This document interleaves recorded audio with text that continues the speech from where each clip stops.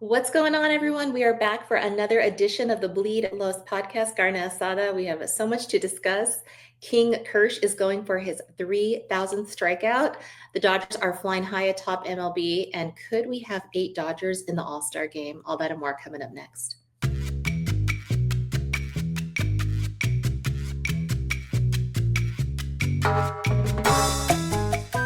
Hello, everyone. Again, I am Drea, joined tonight by Anthony and producer Roger behind the scenes. This episode is brought to you by DodgersBeat.com. Stay up to date and in the know with all of the latest and most comprehensive coverage of the Los Angeles Dodgers. It's your one stop for articles, interviews, contests, merch, and more. Never miss a beat and check out DodgersBeat.com. So, Anthony, what's going on? Not much, Drea. Just hanging out, kind of relaxing. Nice little day off today. Just ready to get going again. Watching some Dodger baseball tomorrow. Yeah, I'm excited. I like days off for the reason that my emotions are always all over the place when I watch the Dodgers, but then I always miss them and I'm like, oh, there's no game today. So, but it works out nice for us because we can always film our shows and talk Dodger baseball. We had 2 series since we last spoke. We were up against the Rockies and the Royals. So, not your marquee series that you circle on your calendar, so to speak, but we did really well. We were 5-1 on this road trip, and we have won 6 straight series, and that puts us at 17-10 in the month of June. How did you like the 2 series? What stood out to you the most? What stood out the most was we took care of business. I know I mentioned that I was going sweep against the Rockies, and we took care of it. Sweep. You're right. The Rockies did find a way to beat themselves that last game. I'm still amazed at it. And the Royal Series was kind of like the one that I was interested in because they do have young talent, Bobby Witt Jr. being one of them. So I was kind of more intrigued in the Royal Series than I was the Rockies. I know the Rockies are our division rival, but I'm sorry, I can't take them seriously, especially with just the lack of talent. And it's a shame because there was once a time where they were really a threat to us. They had so much elite level talent. So seeing them where they're at now, it's kind of sad to see how far they've fallen. So I'm kind of glad we went 5-1. We just took care of business basically. Yeah, I do feel bad for the Rockies because I feel like everyone just is like, oh, we're playing the Rockies. Cool. We're going to go up a few games. And everyone feels like they're an automatic win, even though they do win some games.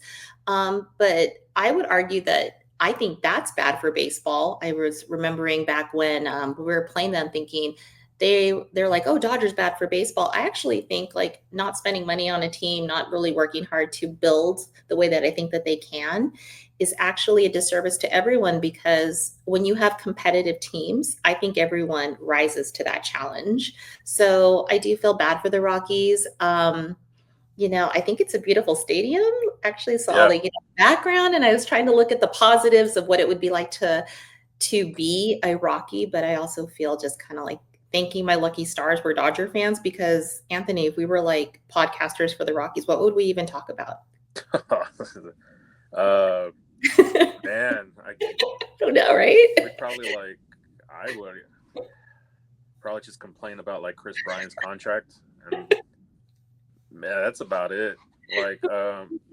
Colorado's actually one of my bucket list stadiums, just because I love how the outfield is really beautiful on TV, and I feel like it would transition well in person. So that's always on my bucket list, just to head out there for a game or two. But it's just like you said, they took us to 163 in 2018. They were very much very, very, very competitive.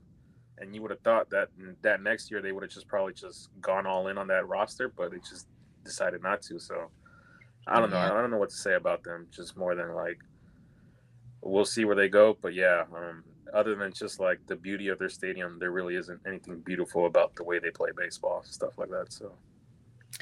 I mean, it's a hitter's park, so I thought we'll see some decent offense. And I know that Kershaw, I was looking forward to seeing him pitch there, and I feel like that's something that is going to be just a highlight this week. So Kershaw's outing over at Coors Field, he had 5 strikeouts. He needed to get to 8 in order to get his 3,000, and it's really looking like it's going to happen this week. at Dodger Stadium. And I was kind of thinking, what will Roberts do? Will he pull him if he gets close? And we were all kind of like chatting, hey, this might actually happen. Kershaw was dealing. But I'm really kind of secretly happy because I think, we're going to go there. We're going to be there on Wednesday. And I'm so excited to possibly see it live. So, my question to you is, do you think that's going to happen on Wednesday? He's going to get 3 more strikeouts. And just what do you think that will be like in the stadium? I think it's going to be electric. Yeah, I was actually very, very nervous that he was going to get it his last start just because I couldn't watch the game and I was at work. I was box score watching, and when I saw that he was dealing, I'm like, oh no, I'm going to watch this like on Instagram later, like on my lunch or something. It's not going to hit the same. Because last year that kind of happened with the Ohtani 50-50 game. I got off work and they were playing Miami. This is why I hate the East Coast road trips, because they have that third game that's usually early our time. And it's like midweek, and like there's nothing really we can do. And like I just remember people were like, yo, like he's going crazy. Otani's like doing insane stuff. And like thankfully I was able to watch like the last like 4 or 5 innings. But similar with Kershaw, I had that feeling like, oh man, he's gonna do it again, and I'm gonna be at work and I'm gonna catch like the highlight. I'm not gonna be able to like live in the moment and like tell people like, yeah, I saw this as it happened as it. But I'm kind of like excited to see how he comes out, whether he comes out antsy, whether he comes out dominant. We know he's a very emotional guy, very emotional pitcher. So hopefully he just doesn't try to like overdo it and kind of just lets the moment happen naturally, preferably. But I do feel like the crowd is just going to be like on its feet. They're going to treat it like a playoff game. And the funny thing is we're playing, I think, Chicago, the White Sox. Yeah. And like the White Sox are not going to know what like hit them basically, because like everyone in that stadium is going to be rooting for one thing, and so that's going to be 3,000 strikeouts basically. I'm so excited. I've been thinking about this since even before the season started. Like, this could be it. And we've been kind of talking about it as it's been getting closer.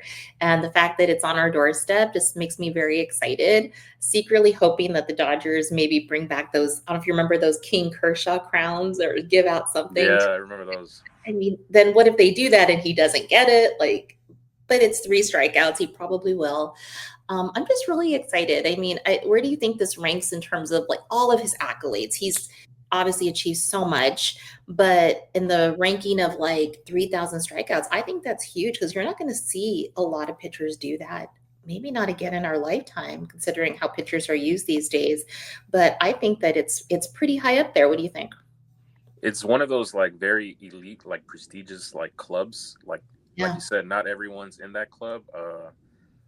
I could be wrong on this number. I believe it's 19 total people who have reached 3,000 strikeouts. Yeah.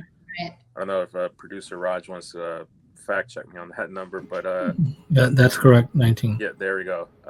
But yeah, it's one of those things like where it's like a special group of people that have reached that number. And like for Kershaw, I feel like ultimately, I think that's like the last personal like achievement that he's probably missing in his like Hall of Fame career. Basically, it's just that number, other than actually like being inducted into the Hall of Fame. But we know that's going to happen. So it's just like another one of those things where like you add on the MVP, all the Cy Youngs, the ERA titles, the home run, the one home run he had.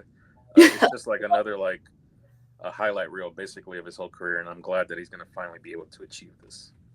Me too. I'm very excited because I know that, we're winding down on our time with him in terms of his Dodger career. But just the fact that he alone, he's been a Dodger, has never not been a Dodger in his career. And that is such an elite, thing to say across all franchises. I mean, how many players in general, just athletes, stay with one franchise their whole career? So just that alone is so legendary. Just very excited for this Wednesday. I'm just real excited to see what the Dodgers do and just how he reacts and just have those images at Dodger Stadium. So it's going to be fun. And now, Roger, I do have a question. If you could probably fact check me, how many of those, I guess, 20 pitchers are left-handed? Because, Kershaw is probably even in a more elite class. Just 2. So he'd be the third. He'll be third. Wow. I'm guessing one of them is Randy Johnson, right? Randy Johnson, and and CC Sabathia. Oh wow, CC got 3 outs. Yeah. Incredible. Yeah, it's super exciting. And just kind of like to kind of branch off on pitching. And I was thinking of kind of Yamamoto and Kershaw, one starting, one's kind of ending.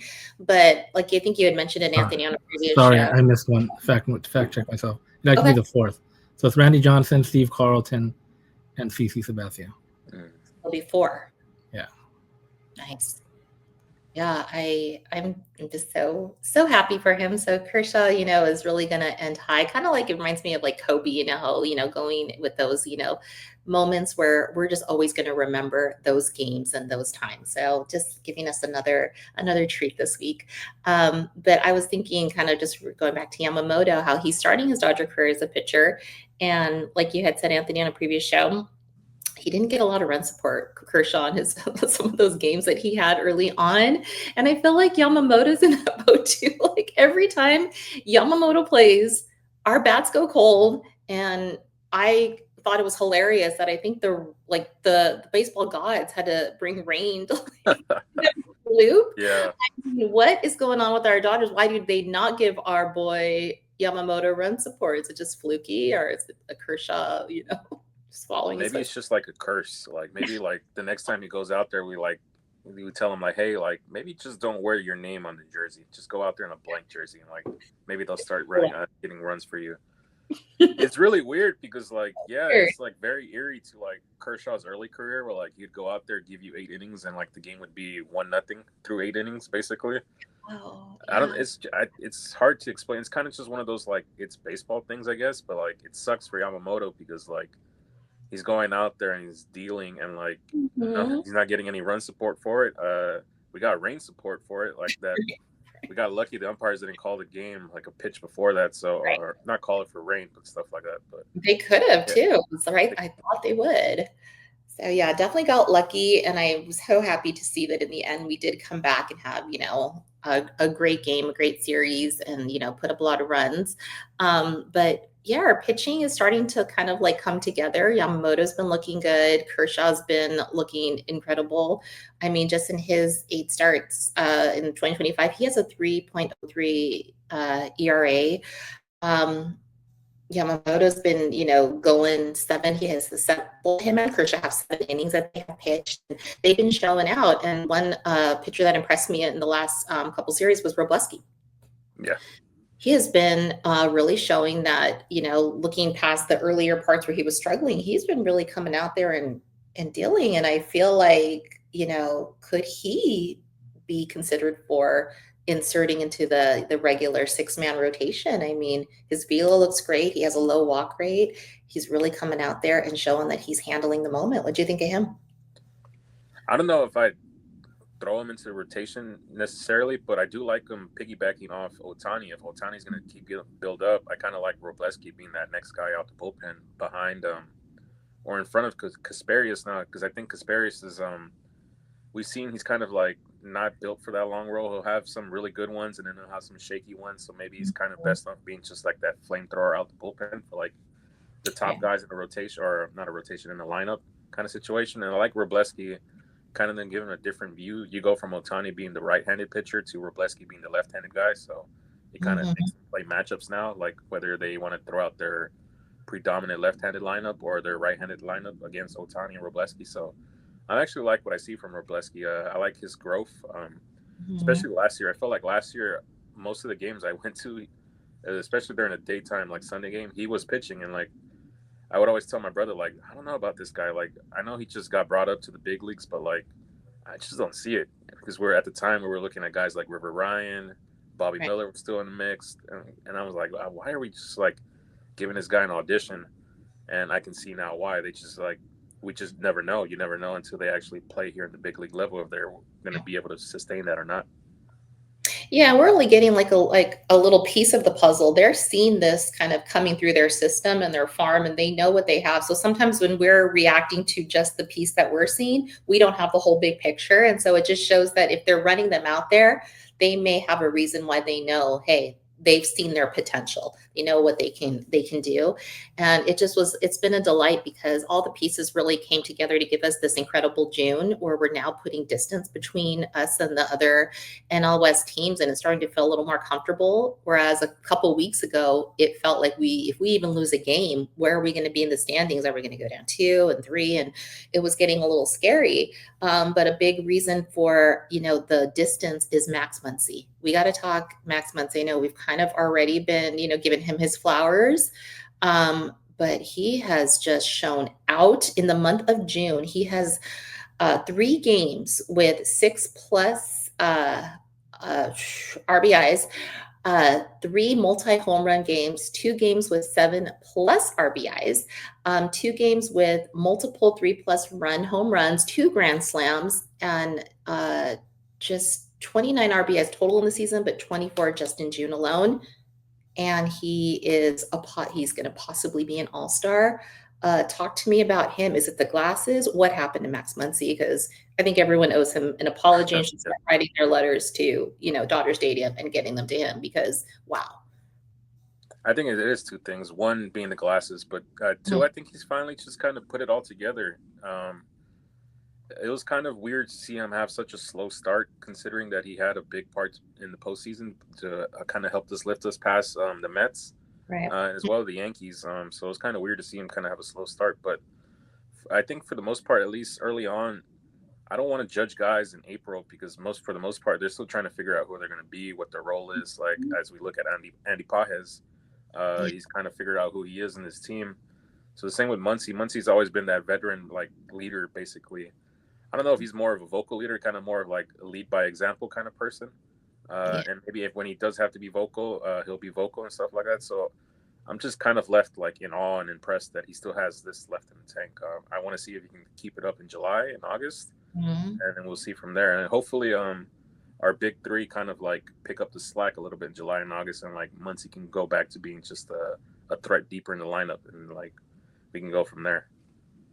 Yeah, and with our top 3 kind of going in and out of slumps, he has been, the piece of the puzzle that has come through for us more times than not. So we owe a lot to Muncy right now for what we're seeing in terms of the standings. He's on pace to have 102 RBIs. It's incredible. Yeah. Incredible. So, that I was like, wow. I'm so excited when I see, the pieces that one man down, one man steps up, and it's constant with the Dodgers. And I just feel so lucky. It reminds me, I don't know if you're early in the season when there was that fan heckling Muncy when he was getting on the bus. And I just felt awful because we don't just see that with the Dodgers. I don't know if you caught, I just want your take on this. Did you see the Ketel Marte situation this week where they were heckling? It bothered me because I was thinking about Muncy when that happened. And I'm like, where does the line get drawn for fans? I mean, obviously we can boo and we can say stuff, but it's so disappointing that they go that far. Like, what was your take on that? Obviously, I hope Ketel Marte is doing well mentally. You can tell it really got to him, especially losing a mother. You don't know the relationship he had with his mother. You don't know those feelings that he had. They probably all came back to him at that very moment. There's like levels to like things you can say. Like I always say, like you can say whatever you want as long as you don't cross certain lines. You can tell a player like you can boo them, you can say that they suck, but if you cross that like line with like it involves family and you're starting to get personal, that's where I kind of like draw the line. There's this guy on TikTok. I don't know his name, but like he kind of goes and like heckles people like at stadiums and stuff, but he keeps it very like funny. Like he'll say stuff like, "Hey, like I'll use Mookie for example. Like, hey Mookie, I heard like you eat cereal without milk or something like that, or like you pour your cereal in first and then you pour the milk after, or you pour stuff like that, like funny like nonsense stuff like that gets the laugh going, and then they'll turn the major league player will turn around and give him like a thumbs up, like that was a good one, stuff like that. So it's always fun to kind of like banter back and forth, but like when you cross certain lines like that, and especially like that, I'm glad that Major League Baseball kind of did the right thing and kind of banned that guy, and I hope other stadiums and other teams kind of do the same thing. Like, hey, like we're here to have fun. At the end of the day, this is a game. This is a children's game, by the way. Like little kids play this game. Like, what are we doing? Like, what kind of example are we showing? Like, You don't know if like there was like a 5-year-old sitting right there and that's his first ever major league game and that's the first thing that he hears. So like, and plus I love Ketel Marte. I think he's a really solid player for Arizona. He reminds me a lot of Cesar Izturis, kind of the same way. I think he might be a little bit better, and he also reminds me a lot of Rafael Furcal, kind of that same build, like shortstop, second baseman, can just absolutely rake. So I hope he's doing well, and I love that that Arizona was basically, they had his back. They're like, this is our guy. We're gonna have your back. Like, don't worry about it. Like, you're our guy, basically. Like, we're here with you, and we're gonna fight with you. And like, this isn't right, basically. Yeah, I mean, I love that because we got to remember that these are people at the end of the day with families and feelings. And as fans, I think it's our responsibility to make sure that we remember that, you know, none of us are perfect, and we can't make these players play the hard game, but it's not for us to attack them. So just keep our game, be fans with integrity. I think that's an important thing to remember. And credit to the White Sox for handling it the way they did, because I think that they all gave him a nice standing ovation and gave him some cheers and a little nice message on their screen the next day. So that was really cool. So loving that too. But I wanted to talk about Ohtani because he had his third outing, and he did something like, I mean, every time Ohtani comes out, it's always like, oh, this record's broken. This is something new. And he looked really good. He finally did 2 innings. So that was cool to kind of see him transition back and forth from that. And he hit 101.7 miles per hour. And I want to get this right. It was to a guy that he had already thrown super fast at, I guess, in the WBC, Vinny Pasquantino. So I don't know, Roger, like if you could come in, what does he have against him? Because he's throwing, fast to him, and he's, doing great. But that was kind of like odd that it's the same guy. I actually kind of burst out laughing, and because of his tweet, he replied. I guess someone tweeted out the stat, and then he replied WTF. So I liked it. But when I saw Ohtani throw 101, I was like kind of sitting on my couch, and I'm like, damn.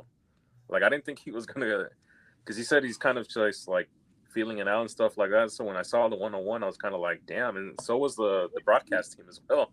Kind of caught him by surprise. But I guess the adrenaline is, once it's going and you're out there and you're kind of just like, you're rolling, you're not really thinking. And so I feel like it's kind of what happened. But like I've said, like, I just keep being impressed by him.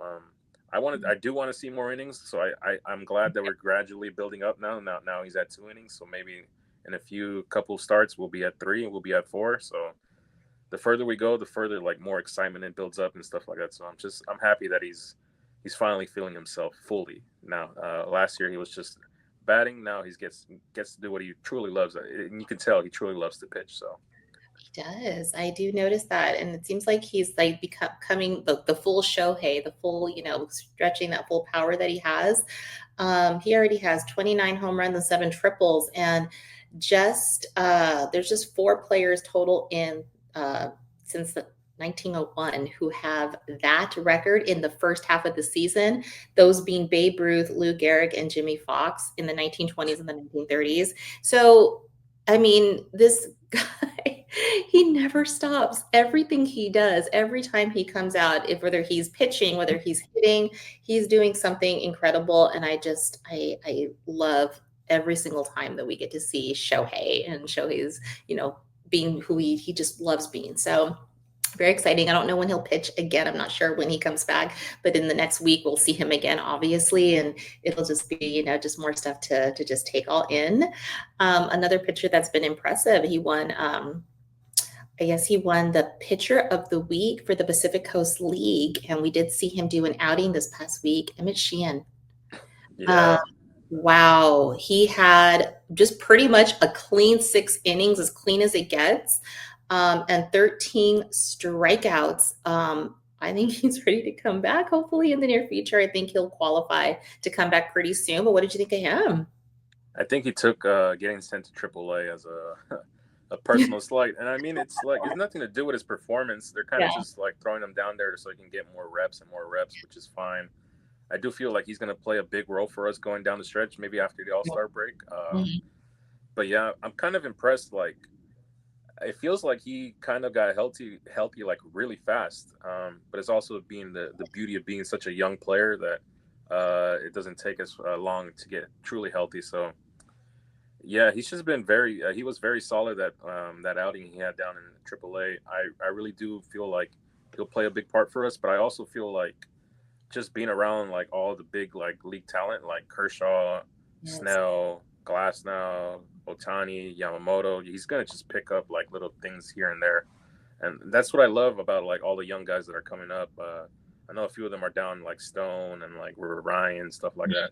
Just being around other major league talents is gonna make you raise your level up higher. And like I've said, like they see guys like Kershaw who are at the tail end like working so hard, is gonna force them to like work twice as hard.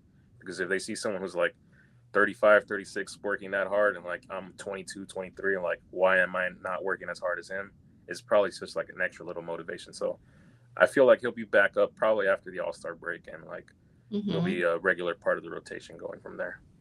Yeah, I'm really excited. I've always liked the way that he pitches, and I feel like you said, I mean, what could be better than being in, a clubhouse with MVP after MVP, a unicorn, and a first ballot Hall of Famer, and what better, development and advice and all those wonderful things that we don't see in front of our camera the whole time. They're getting that behind the scenes, and that's just going to pay dividends to us going down the line. So it's super exciting. What I was concerned about though is Glass now. He's doing his rehab assignment over in OKC. He didn't have the strongest outing this past week, and my concern. Um, I know he didn't have a lot of outings with us early on in the season that looked too good, and I know that they're probably banking on him probably being better in the second half of the season. But how confident are you that he'll be ready to come back and really produce for us this season? I was also concerned that I don't know if you saw it. There was a pickoff going up to second. The runner was stealing second base, and like the catcher nailed Glasnow on the thigh. Oh yeah, And yeah, it was just one of those like other like freak injuries like added on with like yeah, Mookie stubbing his toe on the dresser and like Freddie having an injury and like I feel yeah. like this is the year for freak injuries apparently with us like just like random like occurrences stuff like that. Glass now Mhm. it's I don't that outing is just wasn't reassuring at all. Like I don't know if it was just like he didn't have his stuff or like he just didn't feel good at all or if it's just like Yeah, he's compensating for injury stuff like that. So I do want to yeah. see like what the plan is going forward with him. If they're going to have him down in AAA for another start, and hopefully like he tightens stuff up, or they're just going to activate him coming back from the All Star break. I really don't know what the plan is because he can really be a very big weapon for us. I hate like repeating myself because like he's one of those guys that just throws gas basically, and like he can be very Mhm. dominant with just throwing nothing but his fastball Yeah. compared to a guy like Yamamoto, who also has the fastball, but he also has other pitches with him that he utilizes very well. So I just don't know where Glass now is his future going forward, whether it's kind of just gradual or like if he might be a trade candidate at the end of the year.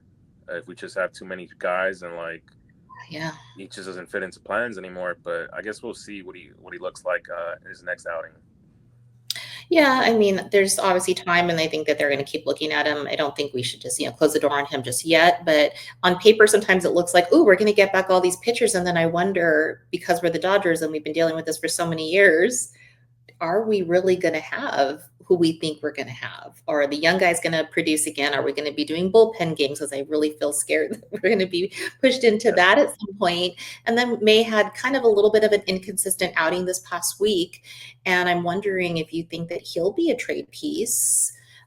Because I know there's talk about, or there was, I don't know if they'll do it, but Bueller coming back, or Sandy Alcantara from the Marlins like joining us. Do you think Yeah. that there's a chance that what we think it could just kind of go left in the next couple of weeks, and they're like, okay, this is what we're going to do now? What do you think is like probably the most likely to happen? Are we going to gain a piece? Or are we going to stick with what we have? If like you told me to bet it, I'd probably bet that we're gonna gain a piece and A like piece. Me we're too. gonna probably give up on either a few pitchers that we have down in the minor leagues or maybe a guy like May. I still Mm, like Dustin May. I know he's been very inconsistent, but the stuff is still there. It could just Mhm. be just a matter of like he was off for like almost 2 years, and he's trying to just get back to that routine. So like, I really don't want to give up on him because the stuff is there. I know he's been very inconsistent, and when he gets hit, he does get hit. But I don't know. I just feel like it's bullish, especially with his stuff. Like, even if it doesn't work as a starter, maybe transition him into the bullpen. Like, can you imagine him coming out of the bullpen, like kind of like That's what I'd like to see. Casparius? So I don't know. I really don't want to give up on him. And then like with Bueller, unfortunately, it just that rumor like a month ago was like, oh yeah, maybe, but like now, like a few of the starts that he's had himself, it's kind of like I'm thank you, Walker. Like I'll be forever thankful for what he did with the Dodgers organization, but like I don't know if I want to see him pitch for us if it's not like throwing out the first pitch because it's like 10 years later and we're celebrating the 2024 champions, their 10-year reunion, Mhm. or it's just like I don't know. I hate to say it, but he's been really really bad for Boston, and I thought he was gonna have a really like comeback season this year, and it's just Me he said it too. himself. I saw a tweet out there. He kind of quoted himself. He's kind of fighting for his like spot in the big leagues at this point, that's kind of where he was last year with us. It was kind of him or Bobby Miller at that point, and kind of see like, all right, it felt like every time one of those two guys pitched, we were going to lose that game because they just were awful with their stuff. And like I said, I don't mean to bash the guy because I'm thankful that he found it in October at the most important part of the season, and like he's one of the big reasons why we won that championship. But I don't know if a reunion's in the books for us. Yeah, and I feel bad because I feel like he's only known the Dodgers and he went over there, and I wonder what the adjustment's like sometimes when you're at the organization that's considered, the top of the pyramid, and is it, him feeling that he needs to just adjust, maybe he needed a year to kind of get used to something very different than what he was used to. Maybe he's just not adapting well, or maybe he just having a year like he had with us. He wasn't good, and then all of a sudden, postseason, he turns into postseason Walker Bueller, and we're glad we stuck with him because look what he did for us. But in order to gain something, we're going to have to give something. And, we might have to trade some pieces that we're seeing right now. And two pieces that I was thinking, hey, I don't know if this is going to happen, but Bobby Miller had a really pretty good recent outing. And, Yeah, over in OKC. And then even Outman's having a standout season in OKC. But when he gets, called up, it doesn't really translate um, to results for us. But both of those pieces, do you think they could be trade pieces for us to get something kind of big in the coming weeks? Because I don't want to necessarily see them go. I like both of them, but hey, you don't just get something without it to giving something up. yeah. I've kind of like I feel like their time as Dodgers is probably coming to an end here. Like I said, I really don't know what's out there in the market and whether these guys as in Andrew Freeman and the front Mhm. office are willing to give up on Bobby Miller and James Outman. But I feel like for James Outman, it coming into the regular season, it was kind of that debate whether it was going to be Andy Pajes or himself, and Andy Pajes is unfortunately kind Yes. of like ran away with it. Uh, Hmm. and it feels like it's just not going to happen here in LA for James Outman. I still feel like he can be a very good major league player, but probably like in a small market where like there's less pressure and like less of a spotlight. Kind of like how Gavin Lux is down in not down up in Cincinnati, kind of a small market, kind of just a baseball town. I feel like that might be a place where Outman kind of could thrive at Cincinnati, or probably just like I hate to say Coors Field because I think he would absolutely rake in Coors Field as a lefty. Um, He would. but yeah, I think it might be coming to his time here as a Dodger might be coming to an end. And with Bobby Miller, Mm. I feel like he's trending in that direction as well too. Just from the fact that like he's not even being considered as someone to be brought up back to the major leagues right now at this moment, and Yeah. with just so many guys that are coming back, Rockies now, Glass now, and then we have a bunch of guys up here, and then Sheehan has improved a lot and kind of surpassed him as a guy that like I want to see him throw up here in the big leagues compared to Bobby Miller. I feel like his time as well as the Dodgers is probably coming to an end. Again, I don't know where they'll end up or if they ever even get traded or if it's a thing for like the offseason, if there's a bigger name that just like wants out. So I guess we'll see and stuff, but I do feel like their time in the big league level here with us is probably over. Yeah, we're gonna get a pretty good idea of buyers and sellers, and who's on the cusp. Like in the next couple of weeks, it's going to be very clear because right now it's a little early, and people that are possible sellers don't want to really say that they are yet because they're trying to see how they do in the Yeah, coming weeks. But once that becomes clear, that there's no doubt that the front office already has their eye on people, and they're gonna pounce when the time comes for the pieces that they want. But it will change. It's going to change in the coming weeks, and I'm really excited to see what happens. Always sad to lose a Dodger, but we don't get to keep all of our prospects. They're not designed for all of us to keep. We're supposed to develop some to go, and as hard as that is, it's the best thing for the long term growth of the franchise. So that'll be kind of cool. But going to pivot a little bit to the people that are on our team right now in the majors and the All-Star voting, because the last time we spoke, we were trying to get everyone to say, hey, vote for Paez because he's right there. You could get in. And sure enough, our Dodger fans did exactly what they needed to do. They voted, they got him in, and he is in the second round of voting. Just loving what we're seeing from Pajes. I mean, he is a leader in defensive runs saved. He's got an arm that is just, I can't even describe it. He's now closing out games with his arm and getting people out, and you just cannot speak highly enough of him. So your thoughts on Pajes, and just kind of like, he didn't just get handed a fan vote. He really deserves to be an all-star. What do you think? yeah. He kind of reminds me a lot of like Puig when he first came up, but like if Puig like ever developed like discipline and was like a calm player, because Andy Pajes is like very like cool. He's very like even keel, doesn't say a lot, doesn't show a lot of emotion, stuff like that. Well, actually, he did show emotion when he got thrown at, and with in that Mets series where he kind of pimped those 2 home runs, and like they kind of told him to go sit back to the dugout. He kind of said some stuff, so there is some fire in there. Kind of just picks and chooses when to do it. But yeah, he's really deserving of this making the second round of the All-Star voting, and I hope he does end up getting a starting role. I think it might be a little bit tough with other guys in front of him, like PCA, Tucker. Then you got guys like Tail in front of him as well. So we'll see. I'm glad that he's going to be in the All-Star game at least. So it'd probably be a great experience for him, kind of a learning experience. And like we said, he's still such a very, very young player, and like the All-Star game is like the elite of the elite are there. So and like a lot of guys say, you never know if you're going to make another All-Star game or not. So you kind of just like want to embrace it all and kind of just take it all in, stuff like that. So it's always a spectacle to be at the All-Star game. So I hope he just kind of just embraces the moment and just like lets it play out. Yeah, and I hope to see him in future All-Star games if this continues on. We're so lucky to have him because he'll be ours for a minute, and I just love to see the progression and what he was and now what he is and how much he's contributing to our team. But the All-Star one's a little bit different. Like for the second round, we only have until Wednesday, so of this week, and you only get to instead of 5 times, you only get to vote once per email. And yeah, and I don't know like how we have so many guys that could potentially be all-stars, and it makes me wonder if they do get in, are we really going to have 8? Will Major League Baseball let that happen? Because almost every position is covered with potential Dodgers. And we already know Ohtani is in. He's in a designated hitter because he got the most votes for the NL side. But yeah, I really think that we're going to see a really good showing. I really do hope that, that all our boys get in and they really get to experience that, because there's nothing like it for them. So that's exciting for that.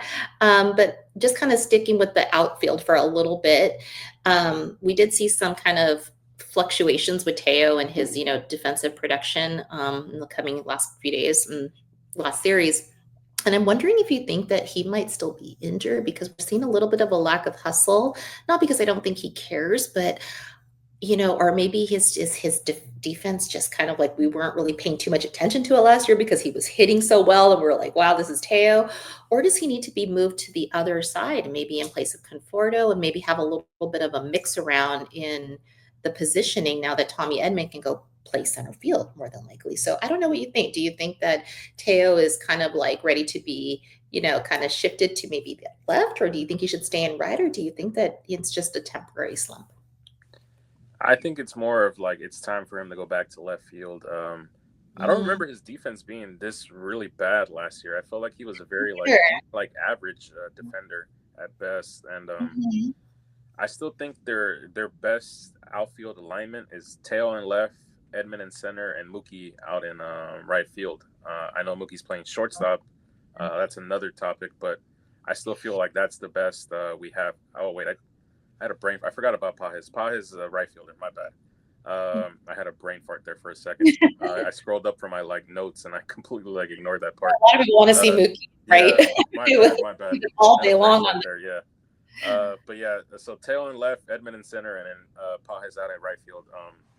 I feel like it's just if they're still trying to load manage Edman's ankle and they just want to just kind of let's get to September before we throw him back into the outfield, then okay, I'm fine with it.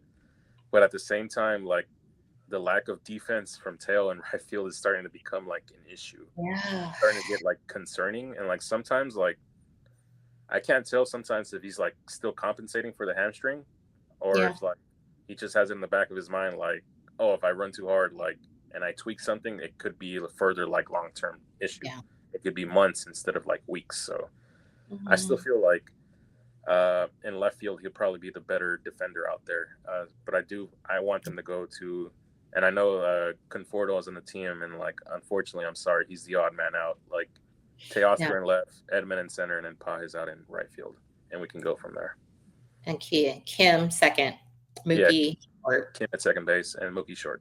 Yeah, I feel like that's what's shaping up to happen. Of course, keeping Muncy at third, because people were wanting, for us to send him to the moon and get another third baseman, and that's not going to happen. Muncy is producing, and Muncy's going to be our third baseman, which kind of leads me to something that I'm sure that you saw online. There was, I guess, some announcers that we weren't even playing the Padres this week, but there was a Padres announcers that brought up Muncy unnecessarily in comparison to Machado. Did you hear that? Yeah, I did. I heard it. Yeah. What specifically did they say? Because it was kind of weird. They were kind of trying to throw shade and they threw shade. Yeah, they threw shade. They were basically, look, I have no issue of if Joe Davis was oh, hey guys, if they had an all-star announcer, make sure to vote for all our guys, voting ends on Wednesday, stuff like that. Okay, general, kind of all-star talk. But these guys kind of went out of their way to kind of compare the two, and throughout a career, I can't compare Manny Machado to Max Muncy. Manny Machado has had a better career than Max Muncy, but at the same point, Max Muncy's had a very solid season, and why would it be such a complete big deal if he started 3 innings in the All-Star game or 2 innings in the All-Star game? But yeah, I felt the Padres just like talking about us. I don't know why. We're not in. They just for whatever reason they just irk us, and it's that meme of there's a guy with binoculars and they just keep staring at the other guy, and the Dodgers could drink a sip of water and the Padres will automatically say something oh, why are you drinking your water like that, stuff like this and that. So I don't know. Jeff Passan said it best. If you want to be treated like a serious contender, stop acting like a little brother. This is very much little brother behavior. There is no need to bash Max Muncy. You could have easily just said hey, make sure to vote Machado Tatis and whatever hashtag they're using out there. Hashtag vote Tatis, hashtag vote Machado, and kind of just left it at that. But going out of your way to bash another player is kind of crazy to me, but I don't know. And I can't even imagine Joe Davis doing that. It's so unprofessional. It's yeah, we're not even playing you right now. And that's all that's in your head is Dodgers. And they always try to say, oh, you live rent free. And, the only people that are talking about us is you. And it's just so bizarre that they can never get out of the beat LA mindset, even when they're not even playing LA. Yeah, support your team. Manny Machado, I don't like him. I've made that very clear. Is he a good player? Yes, he's a good player. But you don't have to bash another player that you're not even, it doesn't affect you. And Max Muncy is a good player, and their fan base and their whole organization, it irks me that they can never get the Dodgers out of their mouth. They never, ever stop bringing it up. But that's, neither here nor there for Dodgers, but it kind of bothered me. And I thought, I wonder what, he thinks about that. But just kind of returning back to the All-Star game for a second. I think I mentioned on the last show that I kind of was hoping Teo would be, defend his title for the Derby, but he has made it clear that he is not going to do that, kind of citing that he doesn't want to, affect his health in any way and kind of, stay super ready for the second half. Shohei's not going to do it. So we might not have any Dodgers this year in the home run derby, which is probably for the best. And then there's going to be a futures game that week. And I think that was announced today that two of our players, Josue De Paula and Zaire Hope, are going to be represented in that game. So there's going to be such great stuff to see all week, in addition to just, the game itself. And that's going to be coming up very soon. So just real fun stuff. And I'm just hoping that, in the coming days, we hear all the good things that happen with our guys who made it and hear who the pitchers are going to be. And so get ready for all of that. But just to kind of pivot to some kind of Dodgers adjacent news, Austin Barnes, he has now a new home, and I probably mixed reaction on how everyone's going to feel about that, but how did you feel he is now a Giant? Yeah, it kind of caught me by surprise. I know I texted you guys the news when it broke initially, but I've kind of had a few more days to like digest it. I'm happy for him. Like he was out of a job for a month, and like if the Giants are the only team that are calling you, are you really going to say no? So that's kind of the mindset I had. I'm like, I'm happy for him. He has a new job. Hopefully, I hate to say, I hope he does well, but I really do hope he does well, at least personally.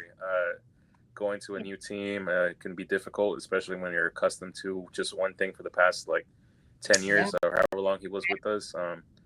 So I'm happy that he's at least back in the game of baseball.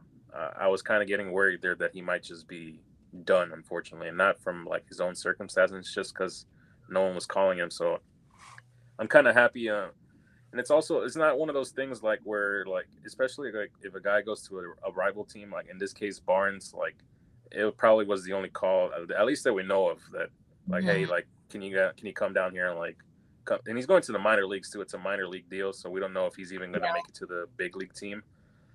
So it's not like he kind of like burnt bridges on his way out and he's like, oh, I hate the Dodgers organization, this and that, yeah, I'm gonna go sign with the Giants, like they'll treat me better. No, he was thankful. He kind of went quietly, and like I'm thankful for him. So I'm kind of just happy that he's found this next chapter in his life. Same, but the Giants, still the Giants, and I'm like, I totally get it. I would never knock Austin Barnes for looking out for his family and what's best for him and to stay employed. But gosh, the Giants, and that's when I have a player that leaves. It's like, okay, just don't go to the Padres, don't go to the Giants. We're all good. I'll wish you well, but I'm wondering if they'll try to poach his Dodger knowledge and try to see what he knows or what they can get out of it. I don't trust them. The Giants got a lot more bigger issues than to deal with. Shout out to Clayton McCullough. He swept the Giants. Yeah. Oh my God. The Marlins swept the Giants. So the Giants, like I said, the Giants have a lot bigger issues to deal with internally than worrying about us. So like you said, shout out to Austin Barnes. I'm glad he has a job. So. Yeah, so we love you, Austin Barnes. We'll wish you well, but we still want to beat the Giants. And sorry, but we're gonna take you down this season. So, but we do wish you nothing but the best. But yeah, I like that you brought up Clayton McCullough because he has, this past weekend, I was watching some of his games that he was managing in addition to the Dodger games that we always watch. He has led the Marlins to a season high 6-game win streak, and then he upped that on Sunday with a 7-game win streak. That is goes back to 2022, and he has been just incredible for them, because I know they're in the rebuild year. They're not going to probably be a playoff team, and they're probably going to sell. But the truth is, he is from us. He has the Dodger pedigree. He knows how to win, and he is truly showing that he's getting them over. I believe they're now going to be over 500 soon. I'm not real sure of the exact number, but they're on the rise, and they're showing that they're playing well together. And I'm not a Marlins fan, but I can see that they're obviously benefiting from the leadership of Clayton McCullough. So shout out to him, because I feel like that's kind of goes back to us and what we have shaped in him. So just really excited, and if anytime he can help us take down an NL West team and sweep them, that's all too, so we'll take that as well. But yeah, so all that is really good because the NL West, as of tonight, I know that we're filming, and there was, I think, the Giants are playing the Diamondbacks, but the Padres lost tonight. So now we are, from last I checked at filming, 7.5 games up on each of them. So there is that gap that is growing. Hopefully we'll get even bigger this week. And then we are now tied with the Detroit Tigers for number one in all of Major League Baseball. That is no, bad thing considering that we went through a really hard month. We have had injuries. We're not really playing our best baseball, yet we're number one. And that just begs the question. There's a high likelihood we will really win the division. I hate to, knock on wood. I don't want to, just confirm that. But do we have the luxury to not play to our full potential and still win the division? What do you think? See, I want to say no because, I feel like the Giants and the Padres, they're not going to go down quietly. And same with Arizona. I feel like we talked about the trade deadline, we just don't know who's out there and whether they want to go all in or not.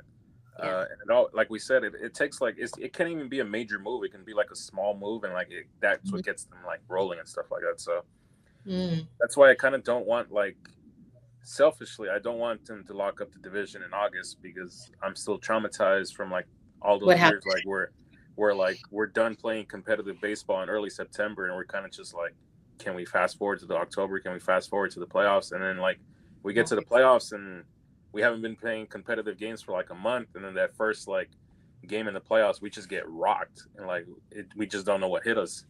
So I kind of feel I hope the division's to the point where it's still close enough, but we're still comfortably ahead, but we still have to play competitive games in September, and I still feel we are division games will always be competitive regardless of standings. It's always going to be competitive.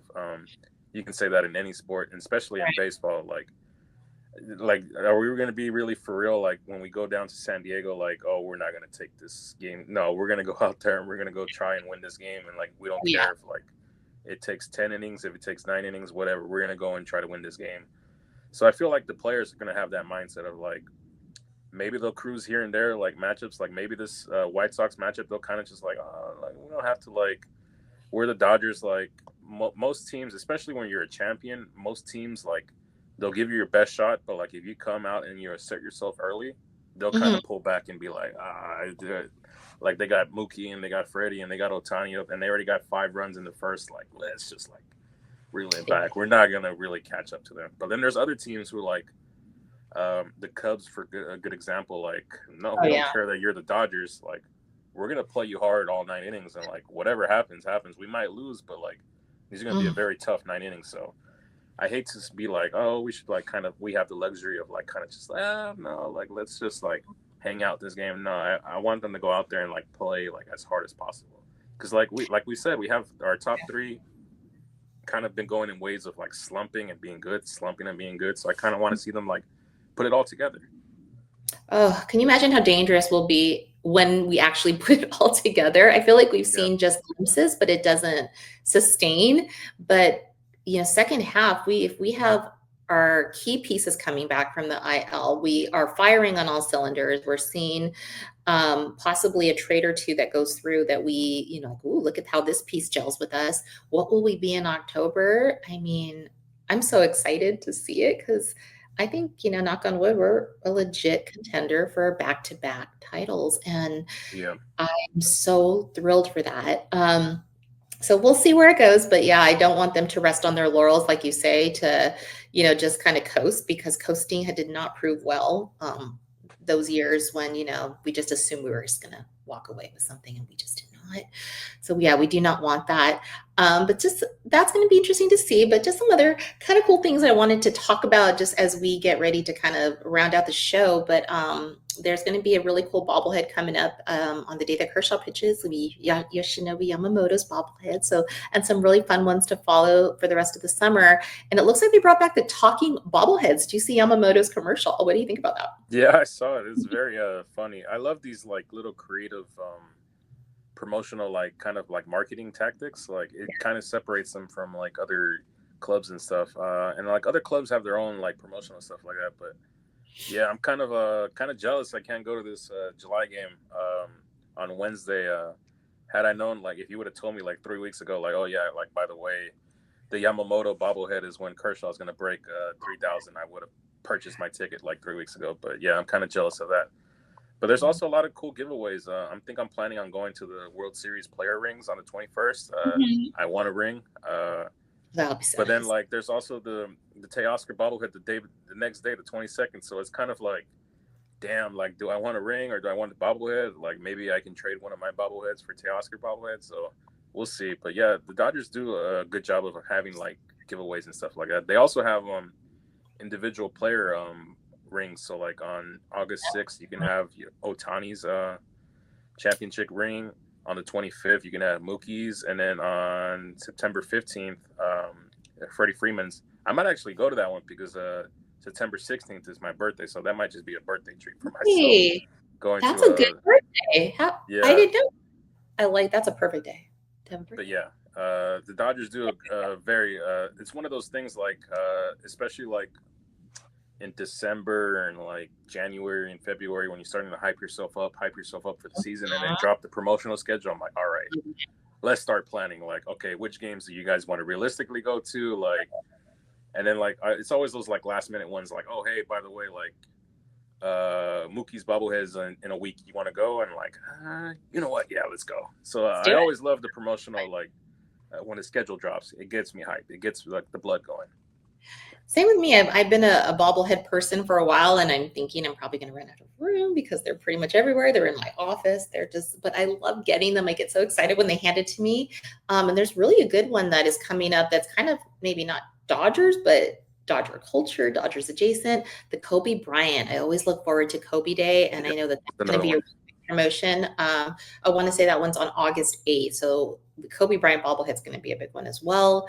I know the Ice Cube night was really big. That was a sellout night that would just pass. So people are just so excited to just kind of, embrace all the promotions. Yeah, I do wait for the drop every year, and I kind of circle all the dates that I want to go.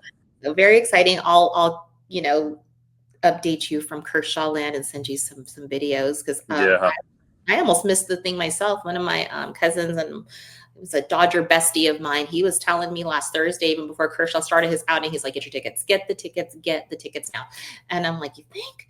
And he was like, yeah, it's going to happen next Wednesday. So had I not like listened to him, I probably wouldn't have got them in time. And, they kind of shot up in price a little bit since then.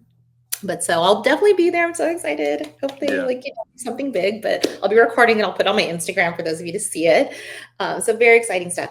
But just a couple other cool things. I know some of our fan base, maybe they checked out or passed by. As you go around LA, you see some really cool murals that are Dodgers. I think it's a big thing in LA, not just for Lakers, but for Dodgers and all of our sports teams. But there's a new one that came up. I know Kike recently had a promotion with Born and Raised. We were talking about that on our show. And so Kike did, I think it's a mural in North Hollywood, Linkersham and Burbank Boulevard, but you can check out this really cool mural. You can check it out on, just going to be on our website, dodgersbeat.com.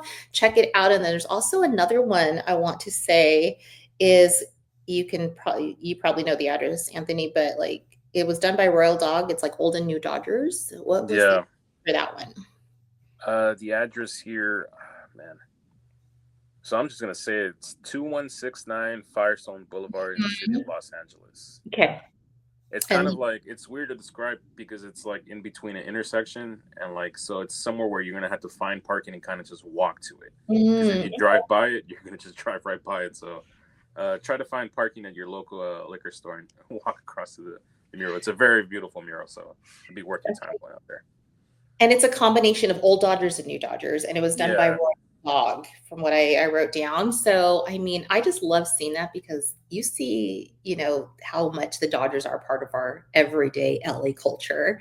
And so just check those out if you see them, because I really do enjoy kind of when I see one in LA, I love to kind of just say, hey, take a moment, enjoy that it's something that's not just mine. We all share that together. We all love our Dodgers. We love our sports team. So very cool stuff. But yeah, there's going to be just really cool things coming up in the very near future. But just in the more immediate, we are going to be playing the White Sox this week, followed by the Astros and then the Brewers. So let's just stick with the White Sox and the Astros. That's our homestand coming up. How do you think we're going to do? You were awesome last time. You said sweep. You boldly called it. I was afraid, but you were right. So we shouldn't be too afraid to say it. How do you think we're going to do against the White Sox and the Astros? Yeah, I kind of went out on a limb sweeping the lowly Rockies. But then I had pie on my face when I said sweep against the Angels, and the opposite almost happened. With the White Sox, man, I really hope they don't take this team like unserious, because they kind of beat a few of the NLS teams as well, the White Sox. Good, yeah. So I'm saying 2 out of 1. And then for the Astros, I know it's been years, but like every time I see the logo and like the name, it's just like it irks me. There's like that little like thing inside even though we won championships since then, but yeah, man, the Astros, and I say we get 2 as well. I really wanted to say sweep, but that's just me letting my anger talk and not my brain. So that's more. I'll say we'll go 2-1 against both teams. 2-1. I have to agree with that. I hate the Astros, but I know that the team now is like doesn't look like what it looked like back then, minus a couple pieces. But yeah, I do not like that that feeling when I hear the name Astros, but they are on the rise. They are playing much better in the last several weeks. So likelihood of us sweeping them might be a little low, but yeah, 2-1 and 2-1 sound about right. And then we'll probably have another show soon and we can talk about the next round, but the homestand, I think we'll do pretty well. I'm very excited for this homestand. I think the energy is going to be very, very high. So loving all of that, but just go Dodgers. You're just kind of just encapsulating everything that we've been saying this whole time with, how just well they're doing and what we can expect, because they're at the highest in home runs with 130 home runs, 477 runs through 85 games, which is a franchise high since the team moved to LA. So we are just showing some really great things. So fans that are panicking, don't panic. This is a really good, part of our season. We are exactly where we were a year ago, like exactly. Yeah. In terms of our record, and we won the World Series a year ago. So I think it's just time to just really enjoy it and just embrace that we're going to see some really good things in the second half that are just going to be fun to talk about. Yeah. But for me, that is it. We pretty much covered all of my notes. Is there anything else you want to add? No, I think we talked about everything. It feels like the Dodgers are close to being rolling as we know it, but it feels like, I don't know. It just feels like every time I think they're going to start, something happens. So hopefully that's not the theme of the season. But yeah, nothing else from this end. They're built for October, and they're built to withstand some setbacks, which I really love about our team. So I'm going to be positive. I get emotional, but I know that at the end of the day, they come through, and I really trust our organization. So shout out to all the people that make that happen, because you're just amazing. We get to talk about great stuff every single week. But that's going to do it for our show. So please make sure to check out DodgersBeat.com for all the pregame, postgame. Nobody does it quite like Roger and the team to make sure that you have all the stuff that you need to stay all the way up to date on everything Dodger baseball. Don't forget to check out our Instagram and X handles. You can find me at Ravine Queen 1958 on Instagram and X. You can find Anthony on X at Anthony Acosta _. And you can find Roger on X at Los Royers. So until next time, go Dodgers. Go Dodgers.